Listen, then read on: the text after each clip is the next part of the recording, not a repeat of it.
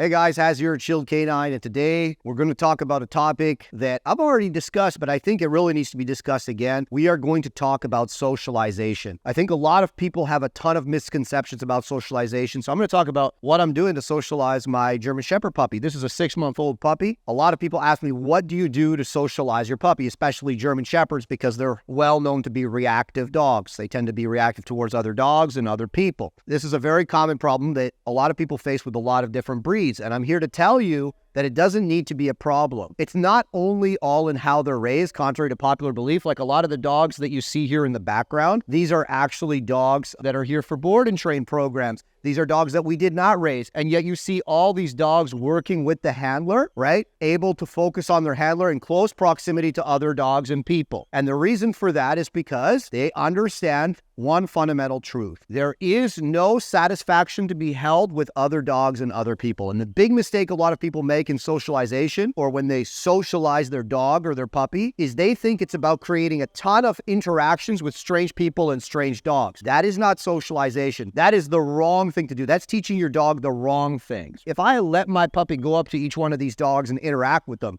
even if she had a great time, I would not be achieving anything productive. What she would be learning is that she could self-satisfy in the environment. She would be learning to self-satisfy with strange dogs and with strange people. This is not a good thing. This is not a productive thing. This is not going to help me in my training. This is just going to create a dog who's hyper-focused. And you can see she's a young dog. She's interested. She's a social dog. She's interested. But if I allow her to go self-satisfy with these dogs, it's going to be the wrong thing. It's going to teach her all the wrong things. I'm never going to have any focus. She's never going to listen to me around other dogs. So if you want to achieve the result of having...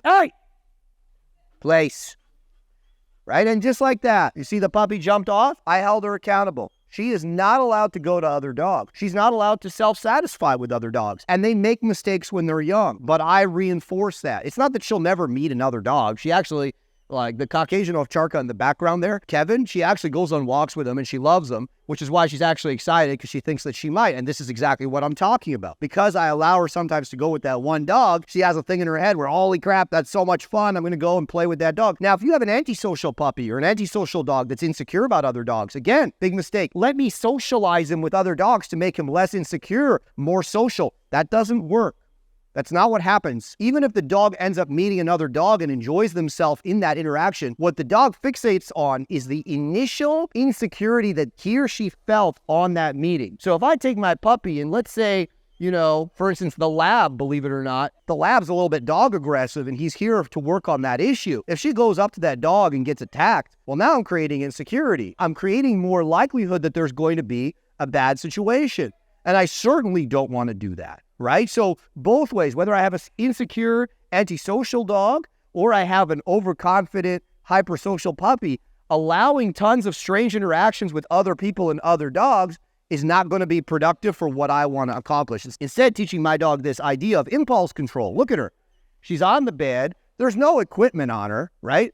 And she understands that she must hold that position. Now, if she makes a mistake, I'm willing to correct her, of course. But I don't need a special collar or a special device. A lot of people are like, what's the key? Is it an e-collar? Is it a prong collar? Is it a halty? Is it a special treat? No, the key is just clear training. You must stay on the bed.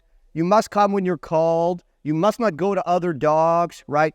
I give you access to all these things. I don't allow you to constantly just self-satisfy, whether it's an older dog or a younger dog. If you have an older dog, all these dogs pretty much came to us when they were older, right? And yet they are clearly not, hyper interested in the other dogs and in the other people. But I guarantee you when they came here, they certainly were, because these were dogs that learned to self-satisfy in the environment. So if you have an insecure dog, guess what you do with an insecure dog? Because a lot of people think, oh my God, my dog's scared of other dogs. My dog's scared of people. My dog hates people. Maybe if I have some positive experiences there, it's going to change. And like I already said, you're just going to create more stress. Instead, if you say to your dog, look, I know you're insecure about other dogs and other people. There will not be an interaction. I will not allow them to molest you. I will not allow them to bother you. Guess what that creates? Trust and security. Now the dog's like, I know there's like 5 other dogs here, but I don't have to worry. They're not going to bother me. Nothing bad is going to happen. I trust my handler to keep me safe. And that's the way forward. That creates that trust, that security, and that opens the dog up now to receiving more information. So now I'm going to take my puppy. I'm going to train her around these dogs. You're going to see that she will try to go and self-satisfy with those dogs. I will not allow it. And instead, I'll make it about me. We're going to just be training with food. Okay, I know. Has trains with food? Yes, I do. Yeah, yeah, yeah, yeah. That's good, girl. And I'm fun too. I'm fun too, and that's the mistake a lot of people make is they are not fun in training. I'm very fun. I'm very exciting. I'm very arousing in the training.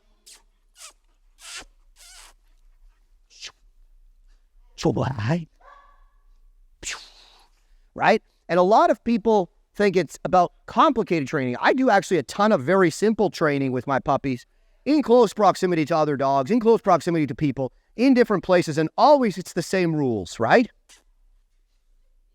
Yeah, good girl.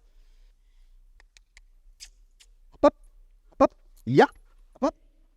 Oh, good job.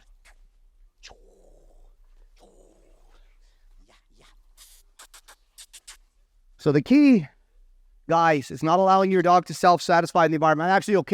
I'm actually quite surprised that my puppy did not try to go to another dog, right? Like this is her buddy over here, the Caucasian Ovcharka. But, see this? Good girl, come on. Good job, right? She understands, when I say no, you're not allowed to go to that dog, she must not go. Again, no tools on the dog. And it's not because I don't need to correct the dog. Sometimes I can correct the dog verbally and I can correct the dog physically. And the dog is quite happy to work for me. And I reward the dog as well. It's not about special tools, right? It's just about clear communication. It's all about teaching them impulse control. I know you want to go play with the other dogs, but you're not allowed unless I say, right?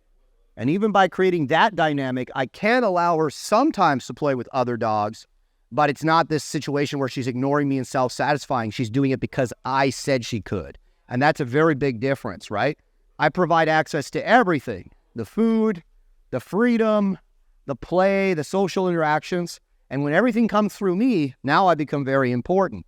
Good girl. That's a good job. Yes, so good.